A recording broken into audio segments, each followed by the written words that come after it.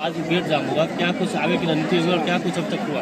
देखिए, लोकतांत्रिक भारत में ये दुर्भाग्य का विषय है। इस भारत को किसान और मजदूरों का भारत कहा जाता है, जहां उनको रीढ़ की हड्डी कहा जाता है। और ऐसे लोकतांत्रिक भारत में अगर कोई मजदूर अपनी मांगों को लेकर, स्थानीय लोग अपनी मांगों को लेकर अगर 40 दिन तक धरने पर बैठते हैं, उसके बाद भी उन्हें प्रबंधन वार्ता के लिए नहीं तैयार होती है, तो ये कहीं ना कहीं एक शर्मनाक विषय है। लोकतंत्र पर प्रश्न चिन्ह खड़ा होता है। यही अगर कोई नेता विधायक अगर फोन कर दे तो जीएम दौड़कर उनके दफ्तर पर, उनके आवास पे चले जाते हैं, लेकिन 40 दिन तक पूरे परिवार के साथ लोग धरना पर बैठते हैं, लेकिन वार्ता नहीं हो पाती है। इसी कारण आज बंदी का आह्वान किया गया है और ये बंदी तब तक रहेगी जब तक की वार्ता सफल नहीं हो। आगे की रणनीति किस तरह से तैयार होगी? आगे की रणनीति और इस आंदोलन को बृहद किया जाएगा। इसे पूरे गांव-गांव तक ये मैसेज फैल ही रहा है और जैसे जैसे दिन व्यतीत होगा भारी संख्या में लोग जुटेंगे और ऐसे में प्रबंधन के लिए बहुत बड़ा गंभीर विषय होगा। अगर किसी के साथ कुछ अप्रिय घटना घटती है तो इसके लिए यहाँ के स्थानीय प्रशासन और प्रबंधन दोषी है। 20 मजदूर को 3 साल से उसको बाहर रखा गया है, निष्कासित किया गया है, इस पर आप क्या कहते हैं? देखिए, इस पर सवाल आप प्रबंधन से पूछिए, ये मेरा सवाल नहीं है। मैं यहाँ आंदोलन करने के लिए आया हूँ। मैं मजदूरों के साथ साथ जो स्थानीय लोग हैं उनके समर्थन में आया हूँ और उनकी मांगे वाजिब है, उनको उनका अधिकार मिले। बाकी क्यों निकाला गया ये तो प्रबंधन के पास जवाब होगा।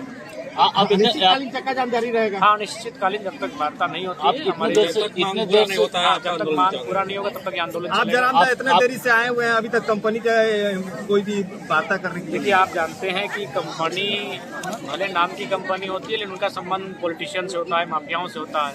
तो कहीं ना कहीं उन्होंने वो आश्वासन दिया होगा कि आप धीरज रखिए, हम लोग इसको सॉर्ट आउट कर लेंगे। लेकिन खैर, ये नया आंदोलन है, नया झारखंड है। अब हर एक व्यक्ति अपने अधिकारों को समझने लगा है, वो लड़ने के लिए तैयार है। दादा, ईडी लगातार प्रेशर बना रहा है। लेकिन यहाँ का विषय ये नहीं है। आप चाहेंगे जिस विषय के लिए बैठे हैं उसके लिए आप अलग से सवाल कीजिए। अच्छा, 20 मजदूरों का बात है कि और कुछ बात है यहाँ पे? नहीं, स्थानीय लोग जो हैं उनका भी 75% रोजगार का बात है। रैयत विस्थापितों के रोजगार का विषय का बात है। हाँ, क्या सवाल है पत्रकार महोदय? नहीं, हमने चुनौती कहाँ दिया। मैंने ये कहा आपके पद का सम्मान है, आपकी गरिमा का सम्मान है। मैंने उनसे निवेदन किया कि यदि आपको लाठी चलानी हो तो लाठी मत चलाइए, गोली चलाइए।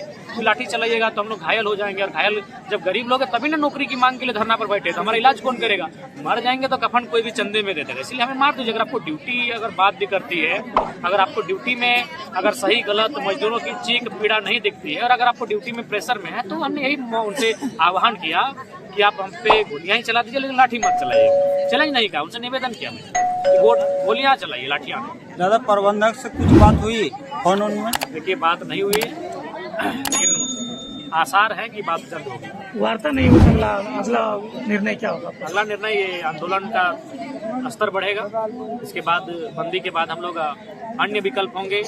आमरण अनशन है, आत्मदाह है, हर हथकंडा अपनाएंगे। जो लोकतांत्रिक भारत में कंपनी और रैयत के बीच लड़ाई होती है, हर उस हथकंडे से हम लोग गुजरेंगे। 20 मजदूरों को निकाला गया था, तो कुछ कारण बस निकाला गया? लेकिन मैं बार बार कह रहा हूँ, आप लोग मीडिया वाले, लेकिन अभी तक सवाल आप लोग सही से नहीं करते हैं। यार, जो भी कारण वो प्रबंधन से पूछिए या फिर मजदूर लोगों से पूछिए।